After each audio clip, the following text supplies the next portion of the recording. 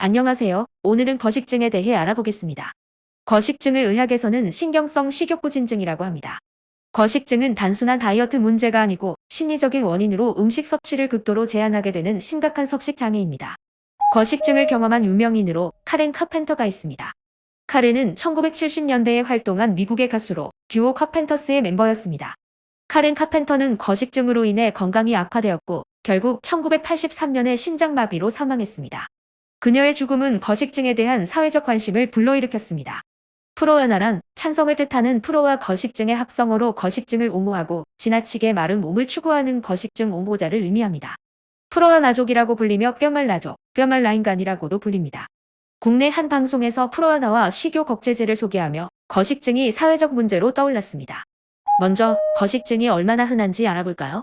거식증은 전체 인구의 약 0.5에서 1%가 겪고 있는 질환입니다.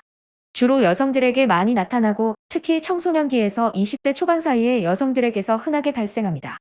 여성에게 더 흔하게 나타나지만 남성도 거식증을 겪을 수 있습니다. 대부분의 경우 거식증은 사춘기 초반에서 중반, 그러니까 13세에서 19세 사이에 처음 시작됩니다. 이 시기는 신체 변화와 외모에 대한 관심이 많아지는 시기이기 때문에 특히 취약한 시기입니다. 그렇다면 거식증이 왜 생기는 걸까요? 거식증의 원인은 여러 가지가 복합적으로 작용합니다. 심리적으로는 낮은 자존감과 완벽주의 성향에 큰 영향을 미칩니다. 체중이나 외모에 대한 과도한 걱정이 거식증으로 이어질 수 있습니다. 환경적 요인도 무시할 수 없습니다. 사회에서 미디어가 강조하는 마른 몸매가 이상적인 몸매로 비춰지면서 많은 사람들이 무의식적으로 그 기준에 맞추려 하게 됩니다. 또한 가족이나 친구 사이에서의 외모에 대한 평가나 비교도 거식증 발병에 영향을 미칠 수 있습니다. 그리고 유전적인 요인도 중요한 역할을 합니다. 가족 중에 섭식장애나 정신질환이 있는 경우 거식증에 걸릴 확률이 높아집니다. 거식증의 진단입니다. 거식증은 세 가지 주요한 특징이 있습니다. 첫째, 극단적으로 낮은 체중을 유지하려는 행동입니다. 체중이 너무 낮음에도 불구하고 체중 증가를 극도로 두려워하고 계속해서 체중을 줄이려고 노력합니다. 둘째, 체중 증가에 대한 강한 두려움입니다. 체중이 조금이라도 늘어날까봐 음식을 제한하거나 무리하게 운동을 합니다. 셋째, 왜곡된 신체 이미지입니다.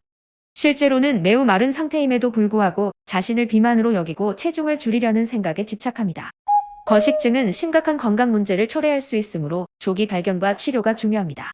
치료는 보통 다음과 같은 방법들이 사용됩니다. 인지행동치료, 가족치료, 정신분석적 접근 등의 심리치료가 중요합니다.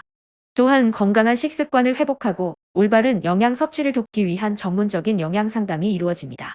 우울증이나 불안장애가 동반되는 경우 항우울제 등 약물 치료가 병행될 수 있습니다.